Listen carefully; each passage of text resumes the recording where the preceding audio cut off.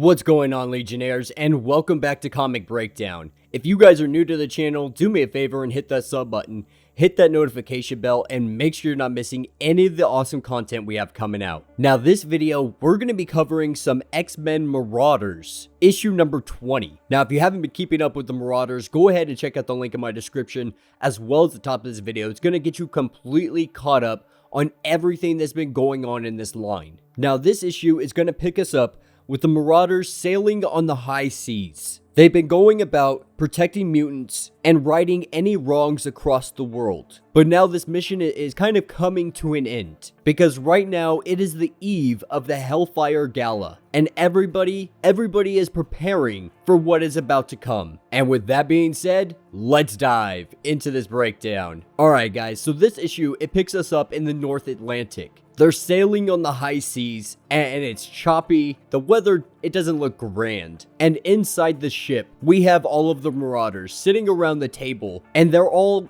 having dinner, getting ready to say their goodbyes. Saying goodbye to Storm, because Storm, she's leaving tonight. She joined the Marauders to help them along their way, but being that the Hellfire Gala is tomorrow, she's going to be leaving and she's going to pretend that she doesn't know any of them. She's going to pretend when they meet them tomorrow that it will be like it's the first time. You know, and everybody, even Pyro, has enjoyed having Storm on board. You know, Pyro, he really thought he was just going to quit. He thought he was going to be done with this crew altogether, or that he would be thrown into the hole within the first week. He even bet a marker on this. And so a bet's a bet, and he gives Storm the marker. And he continues to tell her, you know, he's rolled with a lot of hard mutants. He's seen a lot of things in his days. He's even rolled with Magneto. But he has seen Storm get what she wants time after time, and she never even has to lift a finger. That's the kind of a ridiculous respect that Storm wields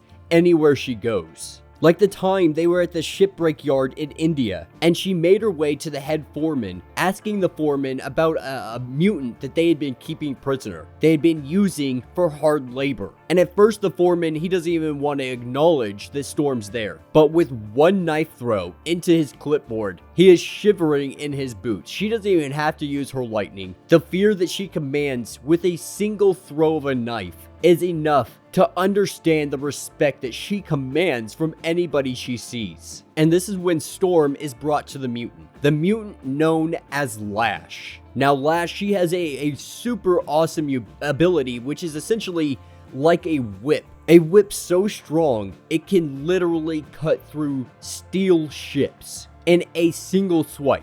Now this is where Storm walks up to her and tells her, you know, you no longer have to do this. You can stop. This is all over for you. But Lash, she's like, no, I can't stop. They have my family. And as she goes to whip her Lash, we see Storm literally catch it with her bare hand like it is absolutely nothing. And she tells Lash, you know, they don't have your family anymore. Your mutant family, they rescued them. They saved them long before I even set foot in this shipyard. You know, and this surprises Pyro. Not the being able to grab Lash's ability with her bare hands, but the fact that she was able to throw a knife directly into this guy's clipboard, and he immediately shivered in his boots. And then this gets Pyro questioning, you know, how many knives does Storm actually carry on her?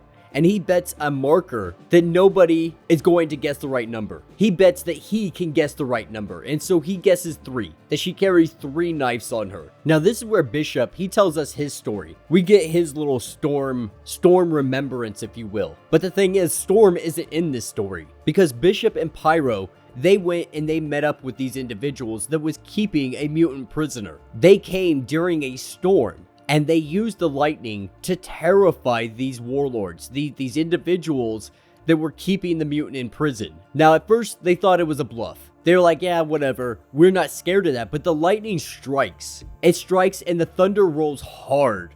Garth Brooks reference right there for you. So the thunder rolls, it comes thundering in, and it terrifies them. They're not willing to chance that Storm isn't out there. And so they immediately hand over the mutant. And Bishop, he guesses 7 knives. He guesses that she's carrying 7 at all times. Now this is where we cut over to Iceman. And Iceman, he guesses that she carries 10 knives on her, and he tells his story. his story of how Storm literally beat the crap out of Hatemonger, beat him senseless, beat him up and down this alley, didn't use any powers, didn't use a knife, just used her fists, and beat the crap out of Hatemonger literally to the point that he gave up being Hatemonger. She pretty much was like, listen, I'm gonna beat the crap out of you. I'm gonna do it so bad and so hard that you're never gonna want to do this again. You're never gonna put on Hatemonger again. Now, Callisto, she goes to tell us a story, but she kind of wants to keep it to herself. She's like, there's only one story that truly matters, but she doesn't want to talk about it. She kind of is just like, all right, we're gonna walk off on this one. But then Emma Frost chimes in. Emma Frost tells us her story. Her story about being on the receiving end of one of Storm's beatings. Because Emma Frost got her butt kicked by Storm. She got the kind of butt kicking that literally makes you rethink all of the actions that you have been doing. And even though you may not deserve it, she will still reach out her hand to lift you up. She will beat the crap out of you, make you learn the lesson that you need to learn, and then she will offer out her hand. That is the kind of person that Storm is. And so as all of these stories come to a close, everybody's kind of, going off on their ways, calling it a day, going to bed, getting ready for the gala that is tomorrow night. Now, before everybody goes their ways, Storm pulls out as many knives as she wants to show everybody. And pulling all of these knives out, she shows them 8. And nobody believes that is all the knives she is carrying on her. That's just a small example of what is really obvious and people can see. Now, up on deck, we have Emma Frost. She's going to check on Lockheed because he's steering the boat, and she's just getting some fresh air.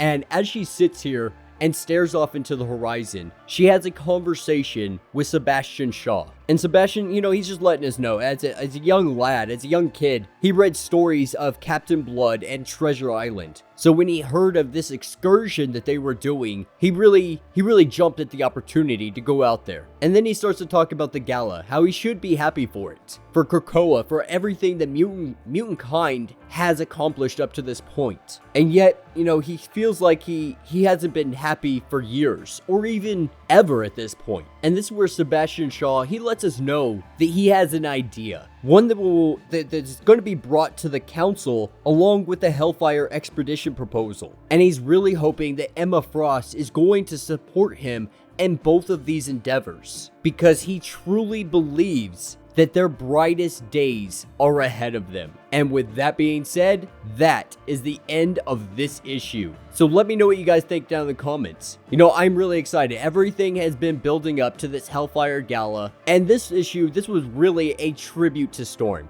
She really is such a fantastic character. She commands respect anywhere she goes. Anything she does, everybody is respecting her, and that's one of the great things about Storm. And you have to appreciate that about her.